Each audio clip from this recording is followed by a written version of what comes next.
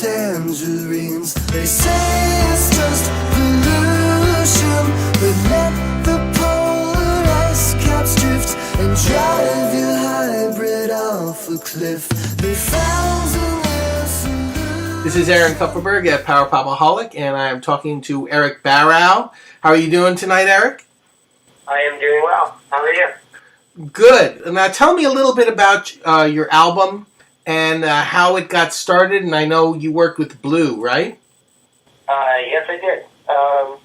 Let's see. I was in a band called a power pop band called the Cautions in Boston for a number of years. Started right around 2000 or so.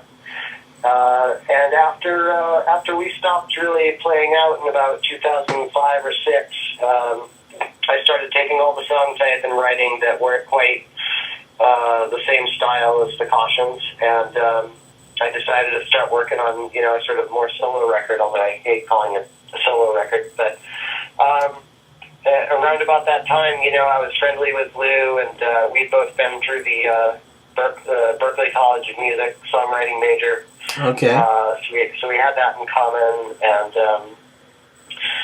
I don't know, he just, he was very supportive of what I was doing and offered to help me, start putting my songs together and producing some of the tracks. So we got started a number of years ago. This has been a project that's taken me about 4 years to put together. Wow, that's a lot. That's a long time for one album. Yeah. Yeah, it took quite a long time. One thing that got in the way, actually, was when I was first doing the first tracks, I decided I really wanted a certain guitar sound, and I needed a pedal to get that done.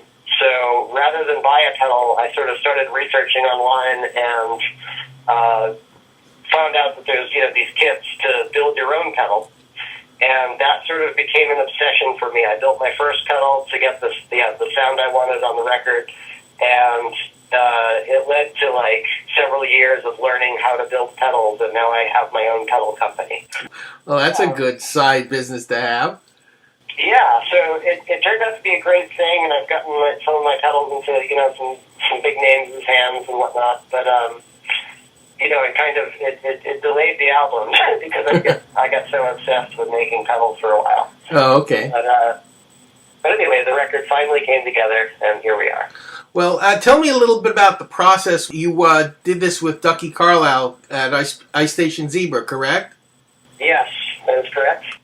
So, tell me, did you use any of his guitars? Ducky has a lot of equipment there. Yes, we used some of his guitars and his amps, and I'm now actually building a lot of pedals for Ducky on occasion. But I was most excited probably about using his Wurlitzer piano and stuff like that. I'm more of I'm trained more as a pianist than a guitar player, so. Okay. Although I play a lot of stuff, but my first love is, keyboard instruments of all kinds.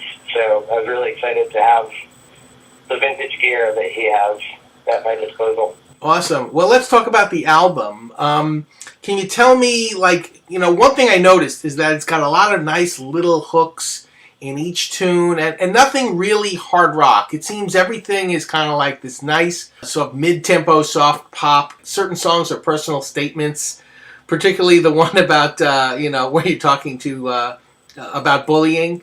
What was the name of that song? Remind me. That one's called To All You Guys. Yes. And the fun thing about that was I don't know if you saw the video, but I got to shoot a video for that.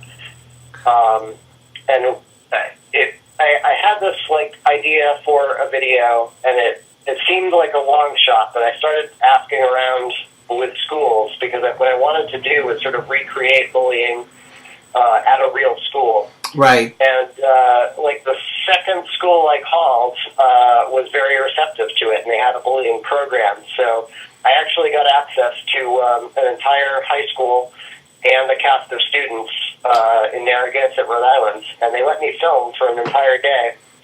And we shot all these scenes of bullying and sort of retelling the story of the song.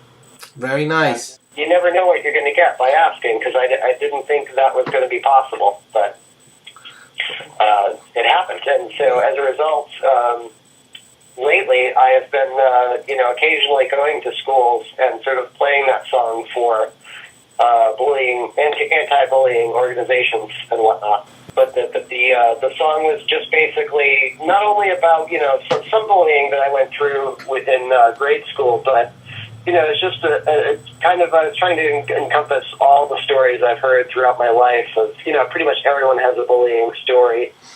And, I wanted to tell that story because it didn't seem like there was a lot of songs about that. Well, I think it's a great tune, and it basically gets that message out, which is always helpful, especially to, kids who want to learn how to prevent bullying and do something about it. Yeah, I got to say, having gone to several schools and talked to kids and whatnot, it's been probably the most rewarding song so far, in the sense that I've really reached a couple of people that have really responded to it, and I get some nice emails from time to time. And it pays to be honest in a song, Definitely. It's meant a lot to certain people. Great. Let's talk about some of the other another song on the album. I was always interested in the song "In Love with a Broken Heart." Can you tell me a little bit about that one? Oh yeah. That's. I'd say most all of my songs are partly about me, and then partly about either something I've imagined, or in this particular case, sort of raided from someone else in my life. I kind of raid my friends for subject matter. So it's kind of a hybrid of, stuff I've gone through and stuff other people have gone through that I know. But it's just kind of a song about, sort of picking up your life after a particularly tough relationship and starting over, and how that's a difficult feeling. Right.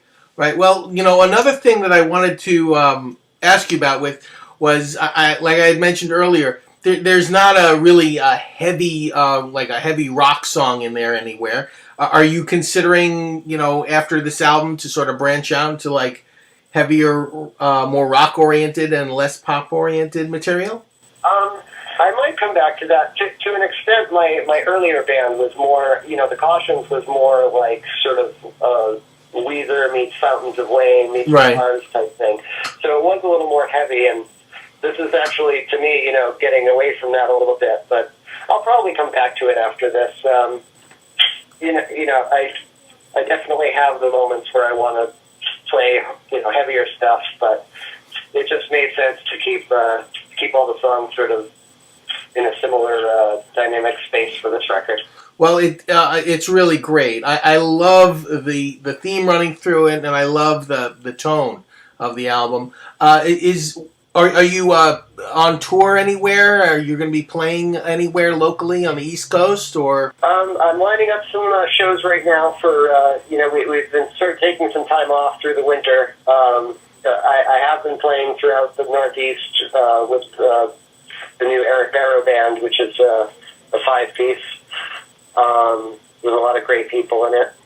But my next gig I think is going to be I think it's May 9th at Red Star Union in Cambridge, and that's a show that's going to stream live online.